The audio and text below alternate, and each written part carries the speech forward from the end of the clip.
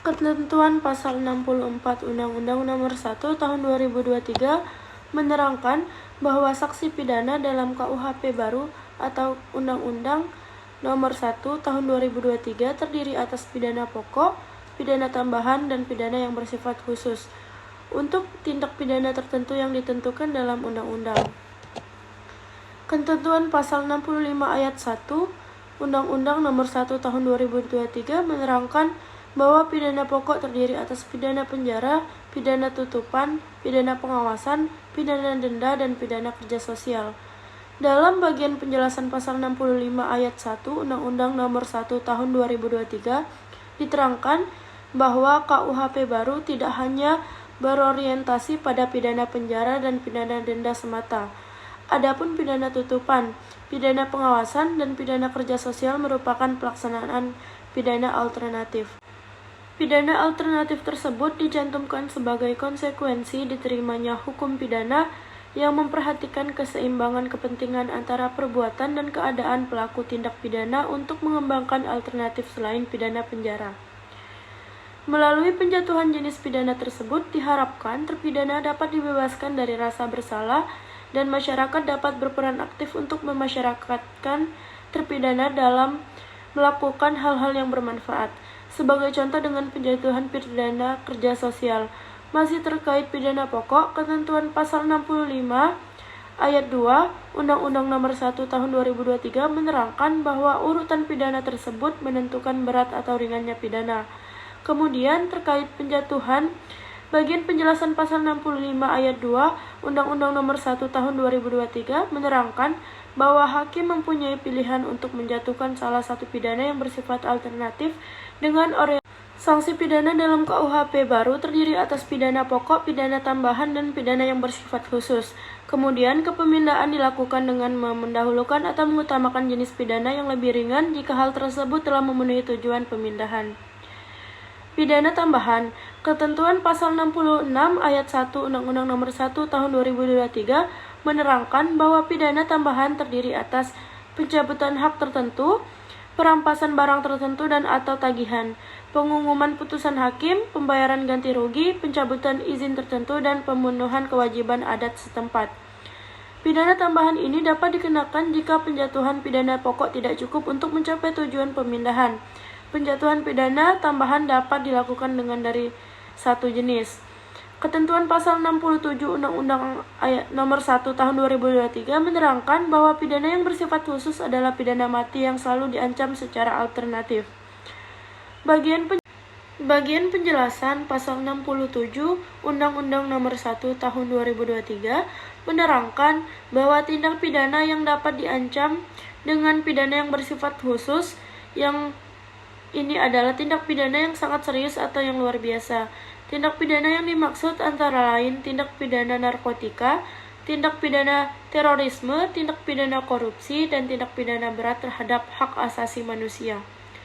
Lebih lanjut, pidana mati sebagai pidana yang bersifat khusus ini dicantumkan dalam bagian tersendiri untuk menunjukkan bahwa jenis pidana ini benar-benar bersifat khusus. Jika dibandingkan dengan jenis pidana yang lain, pidana mati merupakan jenis pidana yang paling berat. Oleh karena itu, harus selalu diancamkan secara alternatif dengan jenis pidana lainnya, yakni pidana penjara seumur hidup atau pidana penjara paling lama 20 tahun. Assalamualaikum warahmatullahi wabarakatuh. Saya Arisma Sabel. Saya akan menjelaskan sanksi pidana dari KUHP lama. Di sini tentang asas legalitas dalam KUHP lama. Menurut Muljadno, asas legalitas adalah asas yang menentukan bahwa tidak ada peraturan yang dilarang dan diancam dengan pidana jika tidak ditentukan terlebih dahulu dalam peraturan perundang-undangan. Asas ini dikenal dengan nullum delictum nulla puna sine parapia, lege yang berarti tidak ada pidana tanpa peraturan lebih dahulu. Lebih lanjut dijelaskan bahwa terdapat 3 makna asas legalitas, yaitu tidak ada perbuatan yang dilarang dan diancam dengan pidana jika hal tersebut terlebih dahulu belum dinyatakan dalam suatu undang-undang. Untuk menentukan adanya perbuatan pidana, tidak boleh menggunakan analogi. Aturan hukum pidana tidak berlaku surut. Dalam KUHP lama, yang masih berlaku pada saat ini, asas legalitas dalam hukum pidana diatur di dalam pasal 1 yang berbunyi, 1. Tiada suatu perbuatan yang dapat dihukum kecuali didasarkan pada ketentuan pidana menurut undang-undang yang telah ditiadakan terlebih dahulu. Yang kedua, jika terjadi perubahan di dalam perundang-undangan setelah perbuatan itu dilakukan, maka dikenakanlah terhadap si tersangka ketentuan yang paling menguntungkan baginya. Dalam KUHP lama, tidak ada penjelasan terkait pasal 1 ayat 1 KUHP. Menyatakan bahwa penafsiran terhadap ketentuan yang telah dinyatakan dengan tegas tidaklah boleh menyimpang dari maksud pembentuk undang-undang. Rumusan asas legalitas dalam pasal 1 ayat 1 KUHP berkaitan dengan asas lex temporis delicti, yaitu undang-undang yang berlaku adalah undang-undang yang ada pada saat delik terjadi. Asas ini juga disebut asas non-retroaktif, yang artinya ada larangan berlakunya suatu undang-undang pidana secara surut. Dalam KUHP yang lama tidak ada penjelasan terkait pasal 1 ayat 1 yang menyatakan bahwa penafsiran tersebut ketentuan telah dinyatakan dengan tegas tidak boleh menyimpang dari maksud pembentuk undang-undang. Rousseau dalam DU Kontrak Sosial menjelaskan bahwa asas hukum kenegaraan tahun 1761 memberikan sumbangan terhadap diterimanya peraturan nula punah. Menurut Rousseau, hukum seluruhnya bersandar pada suatu perjanjian masyarakat yang menyatakan kehendak umum. Tingkah laku yang menurut kehendak umum harus dipidana, seharusnya diuraikan dari semula dalam undang-undang. Karena dalam perjanjian masyarakat, setiap orang hanya bersedia melepaskan sebagian kecil kebebasannya. Jadi, menurut Rousseau, uraian yang tajam dari setiap tindak pidana merupakan satu keharusan. Menurut Anselm von Herbert, sarjana hukum Jerman, merumuskan asas legalitas ke dalam 3 hal, yaitu setiap penggunaan pidana hanya dapat dilakukan berdasarkan hukum pidana, atau dengan kata lain tidak ada pidana tanpa perbuatan pidana.